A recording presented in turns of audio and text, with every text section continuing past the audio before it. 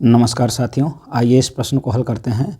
लिखा है कि यदि किसी सूची का nवां पद 3n-2 है तो क्या सूची समांतर श्रेणी में है? यदि है तो उसका 10वां पद ज्ञात करो। तो ठीक है, यहाँ पे हमें दे रखा है कि an = 3n-2 ये दे रखा है। अब हम n की वैल्यू रखते हैं 1 2 3, मतलब n = 1 2 3, ऐसे ही आप और भी रख सकते हैं। तो रखने पर तो रखिए, ये हो जाएगा a1 = 3 × 1 - 2, या दिस इम्प्लाइज दैट a1 बराबर आ जाएगा 3 में से 2 गए 1। अब औरों को इसी प्रकार लिख दीजिए इसी प्रकार a2 = 3 दूनी 6। यहाँ पे आप देखिए, यहाँ पे इसी वाले में रखना है। तो 3 दूनी 6, 6 में से 2 गए 4, ठीक है। और a3 = 3 त्रिका 9, 9 में से 2 गए 7।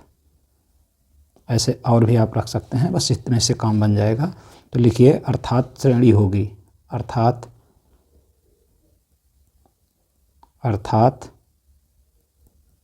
श्रेणी होगी।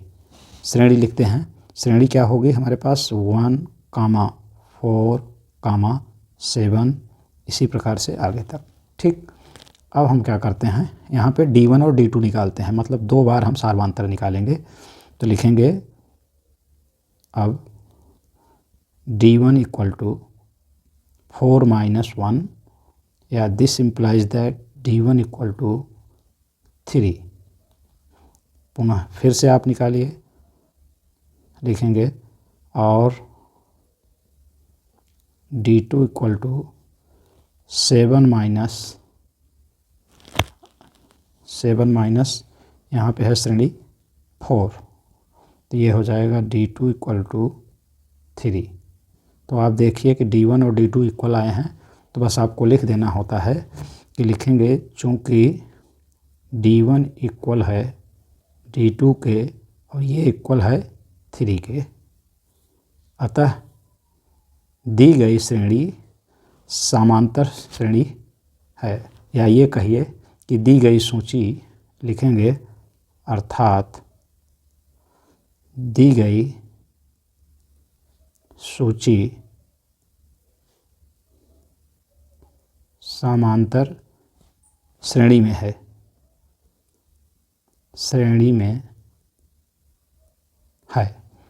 यहाँ तक का तो प्रश्न हो चुका है। अब लिख रहा है आगे कि 10वां पद ज्ञात करो।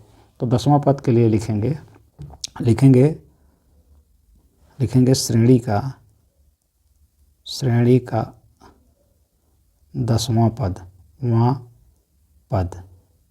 10वां पद को कैसे लिखेंगे, a10 इक्वल, कहाँ रखेंगे आप वैल्यू, इसी में n की वैल्यू 10 रख दीजिए।